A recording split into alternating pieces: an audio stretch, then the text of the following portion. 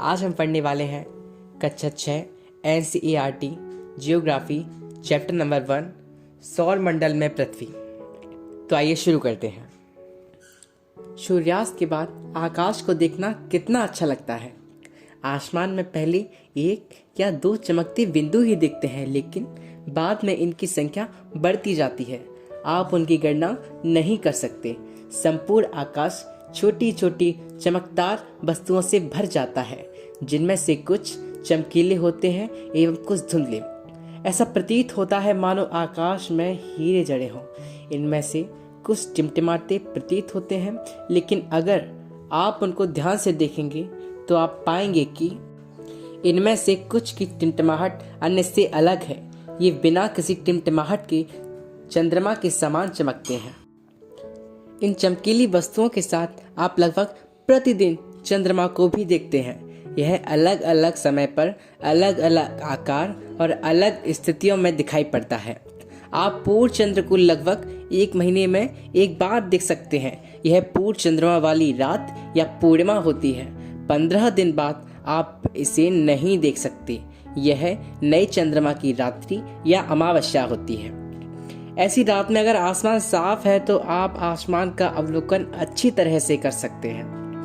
क्या आपको इस बात पर आश्चर्य नहीं होता कि हम दिन के समय चंद्रमा एवं इन सभी छोटी चमकीली वस्तुओं को क्यों नहीं देख पाते हैं? ऐसा इसलिए है क्योंकि सूर्य के अत्यधिक तेज प्रकाश के कारण रात के समय चमकने वाली वस्तुओं को हम दिन में नहीं देख पाते हैं। सूर्य, चंद्रमा तथा वे सभी वस्तुएं जो रात के समय आसमान में चमकती हैं खगोलीय पिंड कहलाती हैं। कुछ खगोलीय पिंड बड़े आकार वाले तथा गर्म होते हैं। ये गैसों से बने होते हैं। इनके पास अपनी ऊष्मा तथा प्रकाश होता है, जिसे वे बहुत बड़ी मात्रा में उत्सर्जित करते हैं। इन खगोलीय पिंडों को तारा कहते हैं। सूर्य भी एक तारा है। रात्रि के समय चमकते हुए अनगिनत तारे सूर्य के समान ही हैं, लेकिन हमसे बहुत अधिक दूर होने के कारण हम लोग उनकी ऊष्मा या प्रकाश को महसूस नहीं करते हैं तथा वे अत्यंत छोटे दिखाई पड़ते हैं। आपने अवश्य ध्यान दिया होगा कि कुछ दूरी से देखने पर सभी वस्तुएं छोटी दिखाई पड़ती हैं। अत्यधिक ऊंचाई पर उड़ रहा हवाई जहाज कितना छोटा दिखाई देता है। रात्रि में आसमान की ओर देखते समय आप तारों के विभिन्न समूहों द्वारा बनाई गई विविध आकृतियों को देख सकते हैं। ये नक्षत्र मंडल कहलाते हैं। अर्शा मेजर या बिग बियर इसी प्रकार का एक नक्षत्र मंडल है। बहुत आसानी से पहचान में आने वाला नक्षत्र मंडल है सप्तऋषि। सप्त यानी कि 7, ऋषि शन। यह 7 तारों का समूह है जो कि नक्षत्र मंडल अर्शा मेजर का भाग है। अपने परिवार या पड़ोसी में किसी बड़े व्यक्ति से कहिए कि वह आपको आसमान में और अधिक तारों, ग्रहों तथा नक्षत्र मंडलों को दिखाए। प्राचीन समय में लोग रात्रि में दिशा का निर्धारण तारों की सहायता से करते थे। उत्तरी तारा उत्तर दिशा को बताता है। इसे ध्रुव तारा भी कहा जाता है। यह आसमान में हमेशा एक ही स्थान पर रहता है। हम सप्तऋषि की सहायता से ध्रुव तारे की स्थिति को जान सकते हैं। यदि सप्तऋषि मंडल के संकेतक तारों को आपस में मिलाते हुए एक काल्पनिक रेखा खींची जाए एवं उसे आगे की ओर बढ़ाया जाए तो यह ध्रुव तारे की ओर इंगित करेगी। कुछ खगोलीय पिंडों में अपना प्रकाश एवं ऊष्मा नहीं होती है। वे तारों के प्रकाश से प्रकाशित होते हैं। ऐसे पिंड ग्रह कहलाते हैं। ग्रह, जिसे अंग्रेजी में प्लेनेट कहते हैं, ग्रीक भाषा के प्लेनेटाई शब्द से बना है, जिसका अर्थ होता है परिभ्रमक, अर्थात चारों ओर घूमने वाला। पृथ्वी, जिस पर हम रहते हैं, एक ग्रह है। यह अपना संपूर्ण प्रकाश एवं ऊष्मा सूर्य से प्राप्त करती है, जो पृथ्वी की सबसे नज़दीक का तारा है। पृथ्वी को बहुत अधिक दूरी से, जैसे चंद्रमा से देखने पर यह चंद्रमा की तरह चमकती हुई प्रतीत होगी। कुछ रोचक तथ्य। बृहस्पति, शनि तथा यूरेनस के चारों ओर छल्ले हैं। ये छल्ले विभिन्न पदार्थों के असंख्य छोटे छोटे पिंडों से बनी पट्टियां हैं। पृथ्वी से इन छल्लों को शक्तिशाली दूरबीन की सहायता से देखा जा सकता है। आसमान में दिखने वाला चंद्रमा एक उपग्रह है।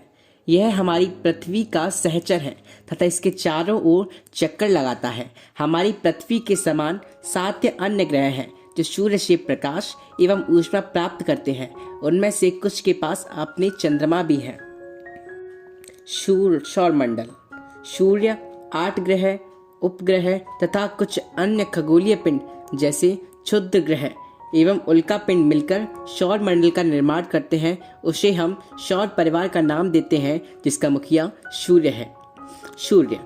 सूर्य सौरमंडल के केंद्र में स्थित है। यह बहुत बड़ा है एवं अत्यधिक गर्म गैसों से बना है। इसका खिंचाव बल इससे सौरमंडल को बांधे रखता है। सूर्य सौरमंडल के लिए प्रकाश एवं ऊष्मा का एकमात्र स्रोत है, लेकिन हम इसकी अत्यधिक तेज ऊष्मा को महसूस नहीं कर सकते, क्योंकि सबसे नजदीक का तारा होने के बावजूद यह हमसे बहुत दूर है। सूर्य पृथ्वी से लगभग 15 करोड़ किलोमीटर दूर है। ग्रह।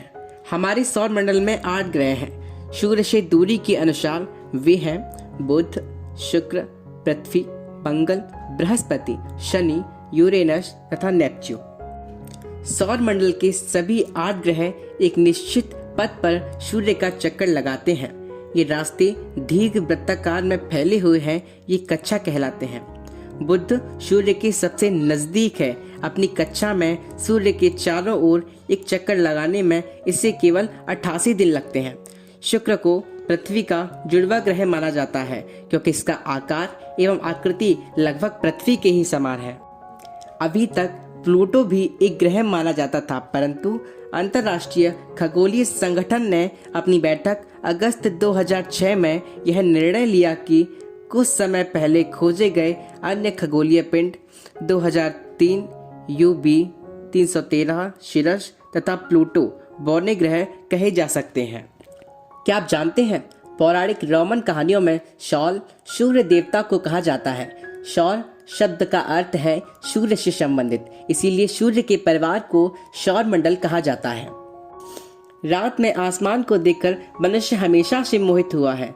खगोलीय पिंडों एवं उनकी गति के संबंध में अध्ययन करने वालों को खगोल शास्त्री कहते हैं। आर्यभट्ट प्राचीन भारत के प्रसिद्ध खगोल शास्त्री थे और उन्होंने कहा था कि सभी ग्रह तथा चंद्रमा परावर्तित सूर्य प्रकाश के कारण चमकते हैं। आज विश्व के सभी भागों में खगोलविद ब्रह्मांड के रहस्यों को खोजने में लगे हैं। पृथ्वी। सूर्य से दूरी के हिसाब से पृथ्वी तीसरा ग्रह है। आकार में यह 5वां सबसे बड़ा ग्रह है। यह ध्रुवों के पास थोड़ी चपटी है। यही कारण है कि इसके आकार को भू-आव कहा जाता है। भू-आव का अर्थ है पृथ्वी के समान आकार। जीवन के लिए अनुकूल परिस्थितियां संभवतः केवल पृथ्वी पर ही पाई जाती हैं। पृथ्वी ना तो अधिक गर्म है और ना ही अधिक ठंडी। यहाँ पानी एवं वायु उपस्थित है, जो हमारे जीवन के लिए आवश्यक है। वायु में जीवन के लिए आवश्यक गैसें जैसे ऑक्सीजन मौजूद है। इन्हीं कारणों से पृथ्वी सौरमंडल का सबसे अद्भुत ग्रह है।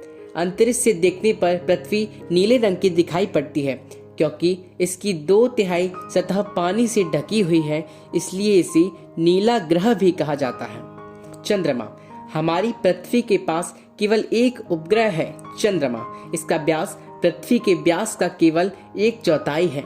यह इतना बड़ा इसलिए प्रतीत होता है क्योंकि यह हमारे ग्रह से अन्य खगोलीय पिंडों की अपेक्षा नजदीक है।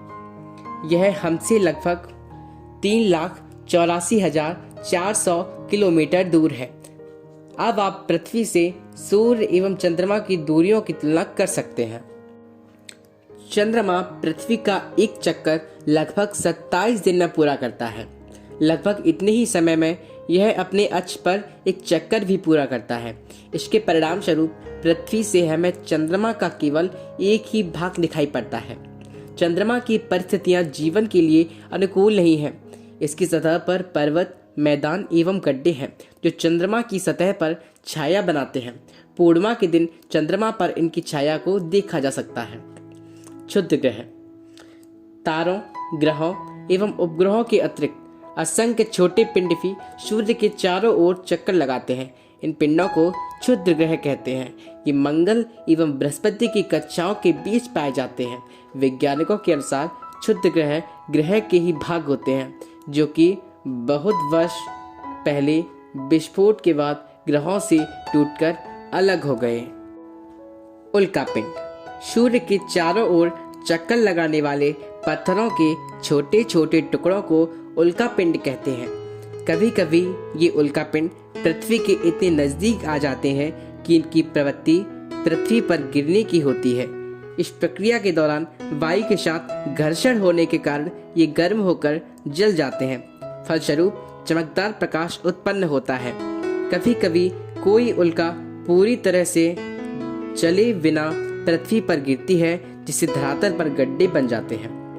क्या आपने तारों वाले खुले आकाश में एक ओर से दूसरी ओर तक फैली हुई चौड़ी सफेद पट्टी की तरह एक चमकदार रास्ते को देखा है? यह लाखों तारों का समूह है। यह पट्टी आकाशगंगा मिल्की वे है। हमारा सौरमंडल इस आकाशगंगा का एक भाग है। प्राचीन भारत में इसकी कल्पना आकाश में प्रकाश की एक बहती नदी से की गई थी। इस प्रकार इसका नाम आकाशगंगा पड़ा था। आकाशगंगा करोड़ों तारों, बादलों तथा गैसों की एक प्रणाली है। इस प्रकार की लाखों आकाशगंगाएं मिलकर ब्रह्मांड का निर्माण करती हैं। ब्रह्मांड की विशालता की कल्पना करना अत्यधिक कठिन है। वैज्ञानिक अभी भी इसके बारे में अधिक से अधिक जानकारी एकत्र करने में जुटे हैं। इसके आकार के संबंध में हमें कोई जानकारी नहीं है, लेकिन फिर भी हम जानते हैं कि हम सभी इस ब्रह्मांड का हिस्सा हैं। क्या आप जानते हैं प्रकाश की गति लगभग 3 लाख किलोमीटर प्रति सेकंड है।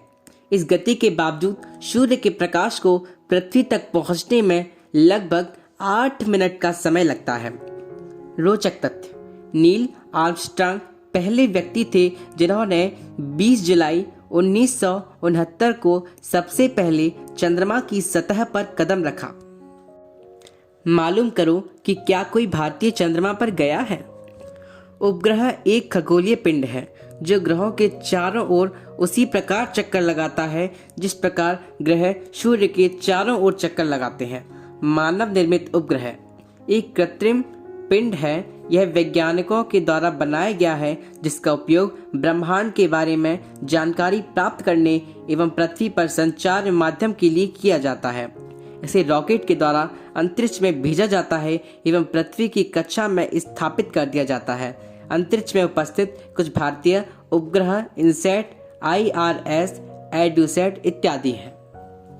तो इस प्रकार कक्षा 6 NCERT अध्याय 1 सौरमंडल में पृथ्वी समाप्त होता है। हमें कमेंट करके बताएं कि आपको हमारी आज की पॉडकास्ट कैसी लगी। आशा करता हूँ कि आपने हमारी वीडियो शेयर कर दी होगी और चैनल को सब्सक्राइब कर लिया होगा। चैनल को सब्सक्राइब करने के बाद बेल आइकन को प्रेस करना बिल्कुल ना भूलें। Thank you so much. तो इस प्रकार यह अध्याय समाप्त होता है। ये सभी ऑडियो बुक्स आपके एज ए UPSC एस्पिरेंट आपके रिवीजन में बहुत ज़्यादा ही सहायक हैं। मैं आपको पर्सनली सजेस्ट करूँगा कि आप कम से कम एक बार इन बुक्स को हफ्ते में ज़रूर पूरा करें, जो कि आपके लिए बहुत ही लाभदायक सिद्ध होगा। धन्यवाद।